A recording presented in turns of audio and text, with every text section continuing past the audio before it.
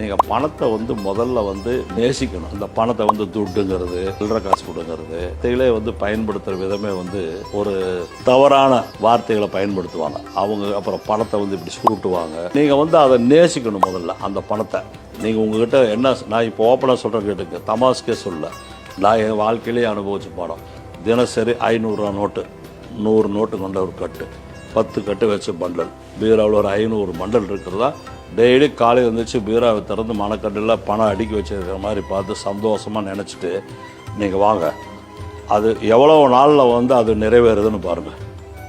அதுவே நீங்கள் வந்து நேசிக்காமல் நமக்கெல்லாம் அந்த பணம் எங்கேயோ வரப்போகுது, எப்போயா சும்மா இவர் சொல்கிறாரு எங்கேயா கிடைக்க போகுது, பணமே வராதியா, சும்மா இவர் கதை சொல்கிறாரியா அப்படின்னு நீங்கள் நினச்சிட்டு அந்த பணமே வராதுன்னு முடிவை நீங்களே எடுத்துட்டாக்கா கண்டிப்பாக உங்கள்கிட்ட வரவே வராது. தான் வரும் ஒன்று.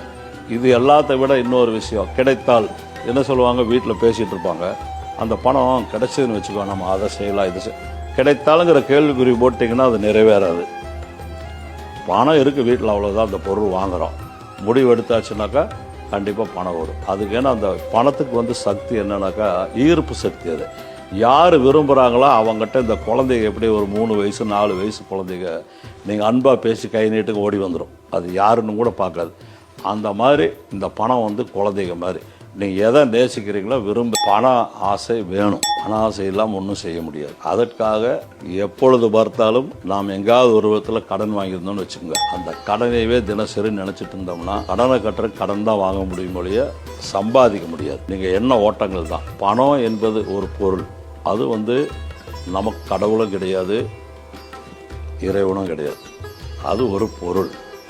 அந்த பொருள் வந்து பணங்கிறத இந்தியா நாட்டில் வந்து மட்டும் உலக நாடு முழுவதும் ஒவ்வொரு நாட்டுக்கும் ரிசர்வ் பேங்க் மாதிரி ஒரு பொதுவான வங்கி இருக்குது.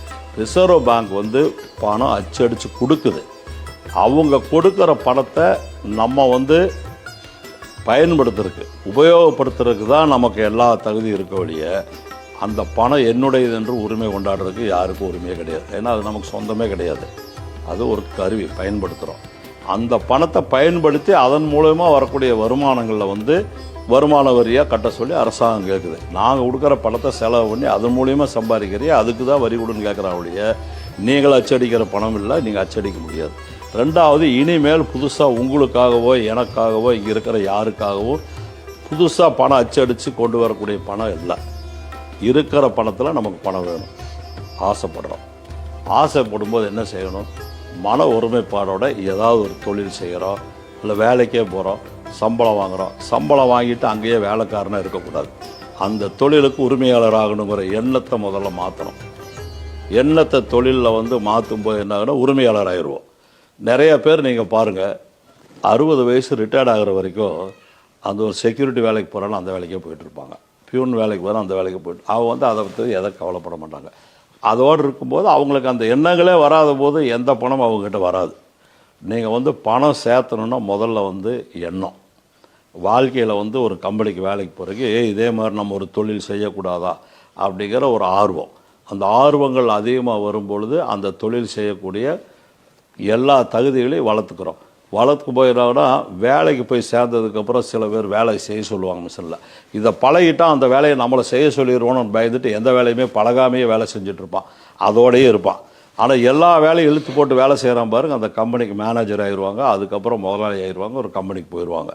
இந்த பணம் என்கிற கருவி இருக்க, நீங்கள் வந்து ஒருத்தர்கிட்ட கைமாத்தலோ கடனோ வாங்கினீங்கன்னா வாங்கும்போது வாங்கிட்டு எவ்வளோ மகிழ்ச்சியாக சிரித்து சந்தோஷமாக நீங்கள் உதவி பண்ணதுக்கு நன்றி, நீங்கள் ரொம்ப எங்களை கடைசி நேரத்தில் ரொம்ப சிரமத்தில் காப்பாற்றிட்டீங்க, நீங்கள் இல்லைன்னா எனக்கு பெரிய பிரச்சனை வந்திருக்கும், கொடுத்ததுக்கு நன்றி, காப்பாற்றினதுக்கு நன்றி எல்லாம் சொல்லுவோம். ஆனால் அந்த பணத்தை திருப்பி கொடுக்கும்போது என்ன செய்கிறோம், சண்டை போடுறோம், தப்பாக பேசுகிறோம். கொடுக்கும்போது என்ன சொல்லி கொடுக்குறோம், நாசமாக போ, தொலைஞ்சு போ, அந்த அந்த வார்த்தைகளை பயன்படுத்தும். அந்த பணம் நினைக்குது நம்மளை தொலைஞ்சுவோன்னு சொன்னதுக்கப்புறம் இவங்ககிட்ட நம்ம போகவே வேண்டான்னு அது முடிவெடுத்துரும். நாசமாக போன்னு சொல்லிட்டா யாரும் நம்மக்கிட்ட வரமாட்டாங்க இல்லையா. அந்த பணத்துக்கு அவ்வளோ சக்தி இருக்குது. பணத்துக்கு உயிர் இருக்குது. பணத்துக்கு உயிர் மட்டும் இல்லை, அது வந்து என்றைக்குமே இறக்காத பொருள், அது உயிரோட்டம் உள்ள பொருள்.